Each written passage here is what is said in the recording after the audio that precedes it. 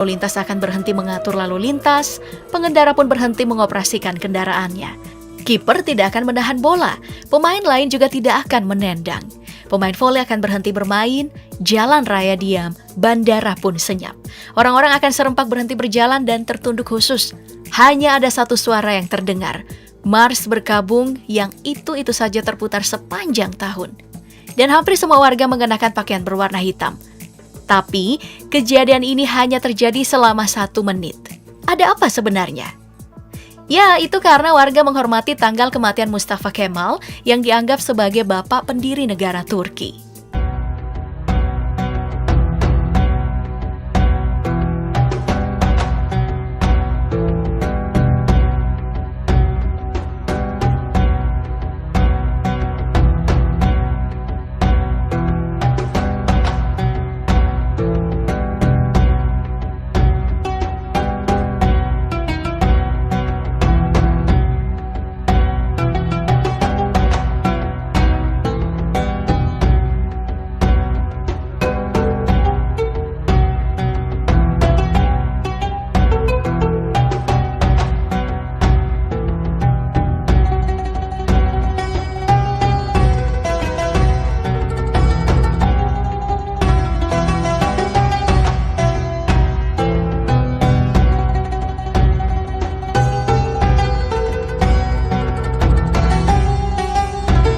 Ini adalah wilayah yang dijuluki negara transbenua, karena persis berada di antara 2 benua yang 4 musim terjadi dalam waktu bersamaan. Bekas pusat imperium Islam terbesar sejagat raya yang berkuasa sampai 6 abad lamanya. Tapi juga menjadi tempat lahirnya Sinterklas. Tempat mal terbesar dan tertua di dunia. Tempat produksi anggur terbesar, tapi warganya yang mayoritas berusia muda lebih senang minum teh. Sup dan karpet adalah hal terpenting dalam budaya mereka. Jabat tangan dan menunduk pada yang lebih tua adalah kebiasaan mereka. Tak mengenal huruf X, Q, dan W. Dan masih banyak lagi hal menarik dari Turki. Selamat datang, Hoş geldin.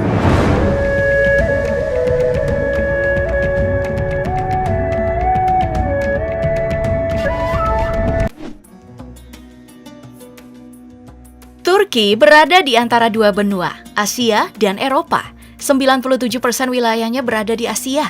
Sisanya berada di Eropa. Makanya Turki juga disebut negara transbenua, berbatasan dengan Georgia dan Laut Hitam di sebelah utara, Armenia dan Iran di sebelah timur. Sebelah selatannya berbatasan dengan Irak, Suriah, dan Laut Mediterania. Turki adalah negara terbesar kedua di Eropa selain Rusia. Luasnya hampir 800.000 km persegi. Beribu kota di Ankara dan Istanbul adalah kota terbesarnya. Dengan total jumlah penduduk sebanyak 84 juta jiwa lebih, 89% penduduknya beragama Islam, sisanya tidak beragama. Berbentuk negara republik konstitusional yang dipimpin 3 periode oleh Presiden Recep Tayyip Erdogan. Di antara negara Islam, Turki menjadi satu-satunya yang berunding menyertai Uni Eropa. Turki juga menjadi salah satu negara pendiri PBB, anggota Dewan Eropa NATO dan Organisasi Konferensi Islam atau OKI.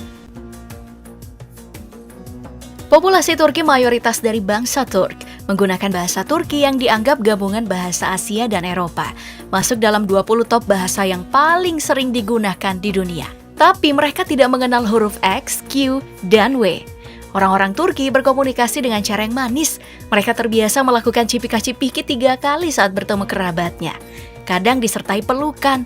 Terbiasa memanggil sayang kepada siapa saja, bukan hanya kekasih. Kepada dokter maupun kepada orang asing. Saat ada yang mengedipkan mata, jangan marah. Itu tidak berarti melecehkan seperti di Indonesia. Bisa jadi mereka sedang bertanya, ada apa? Atau menyatakan, tak ada masalah. Atau hanya ingin memuji kamu cantik atau ganteng. Biasanya dilakukan kepada yang berjenis kelamin sama. Sama saat mereka menganggukkan kepala. Itu bukan menyatakan iya atau setuju. Justru itu adalah kode penolakan. Ini adalah Leontin Nazar Boncugu. Dalam bahasa Inggris disebut evil eye atau mata setan, tapi bukan simbol satanik. Berwarna biru dengan 3 gradasi sehingga berbentuk serupa mata. Biasanya dijadikan jimat, digantung jadi perhiasan di rumah, atau kadang jadi kalung untuk menjaga diri dari hal-hal buruk. Beberapa kebiasaan unik di Turki ini bisa dicontoh, seperti kebiasaan memberikan makan kepada kucing dan anjing liar di jalan, membawa gandum ke bukit dan menyebarkan untuk para kawanan burung, terbiasa membeli 2 roti, yang satu disebut askida ekmek atau yang ditangguhkan, dan roti itu tidak dibawa pulang setelah dibayar.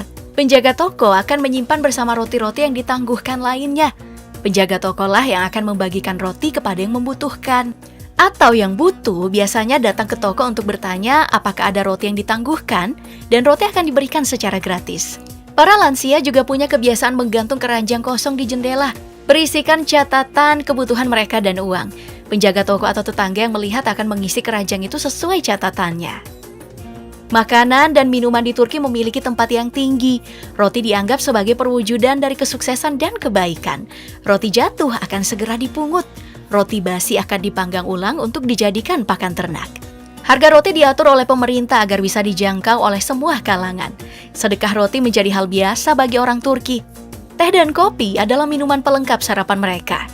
Lalu yogurt selalu disajikan di meja makan. Minuman khas mereka bernama boza, terbuat dari fermentasi gandum dicampur kayu manis dan kacang chickpea. Rokok lumayan murah loh di Turki, sekitar 20.000. Kamu pasti udah tahu kan kebab itu berasal dari mana? Makanan dari roti berisi daging, dan Turki memiliki prinsip berabad-abad. Makan yang elok, berbicara yang cantik. Turki dulunya masih disebut sebagai wilayah Semenanjung Anatolia, salah satu wilayah berpenduduk tertua di dunia. Sekitar tahun 6000 sebelum Masehi, penduduknya mulai bercocok tanam dan mengembangkan peradaban. Göbekli Tepe adalah situs tempat suci tertua yang dibuat manusia, peninggalan penduduk awal Semenanjung Anatolia, masuk dalam situs warisan dunia UNESCO. Menjadi pusat pemerintah beberapa kerajaan-kerajaan besar, dari Kekaisaran Achaemenida dari Persia pada abad ke-6 sebelum Masehi, lalu berpindah tangan ke Alexander Agung dari Kerajaan Yunani kuno pada tahun 334 sebelum Masehi. Berpindah lagi di tahun 395 kepada Kekaisaran Romawi Timur, atau lebih dikenal dengan Kekaisaran Bizantium. Kekaisaran Bizantium menguasai sebagian besar wilayah Turki hingga akhir abad pertengahan. Hingga Osman pertama mengembangkan Kesultanan Utsmania atau Turki Ottoman, kerajaan Islam pertama di luar Arab. Luas wilayahnya mencapai 1,8 juta kilometer persegi, mencakup sepertiga daratan di bumi. Mulai kuat sejak tahun 1281 dan bertahan hingga tahun 1924. 6 abad lamanya menjadi imperium, raksasa penakluk yang ditakuti 2 benua. Mulai merosot setelah Perang Dunia Pertama. Ironisnya, salah satu penyebabnya adalah luas wilayahnya. Kekaisaran tidak bisa mengontrol konflik internal di semua wilayah kekuasaannya. Apalagi serangan dari kerajaan-kerajaan di wilayah Eropa Barat yang dekat dengan kekuasaan dari dunia baru seperti Amerika. Kekaisaran Utsmaniyah runtuh di tahun 1924. Mustafa Kemal Pasha atau Mustafa Kemal Atatürk mengubah Turki menjadi negara republik dan menjadi presiden pertama Republik Turki, yang meninggal di tanggal 10 November 1938. Tiap tanggal 10 November, Turki akan diam dalam senyap, dimulai dari pukul 9:05 pagi. Polisi lalu lintas akan berhenti mengatur lalu lintas, pengendara pun berhenti mengoperasikan kendaraannya. Kiper tidak akan menahan bola, pemain lain juga tidak akan menendang. Pemain voli akan berhenti bermain, jalan raya diam, bandara pun senyap. Orang-orang akan serempak berhenti berjalan dan tertunduk khusus. Hanya ada satu suara yang terdengar, Mars berkabung yang itu saja terputar sepanjang tahun. Dan hampir semua warga mengenakan pakaian berwarna hitam.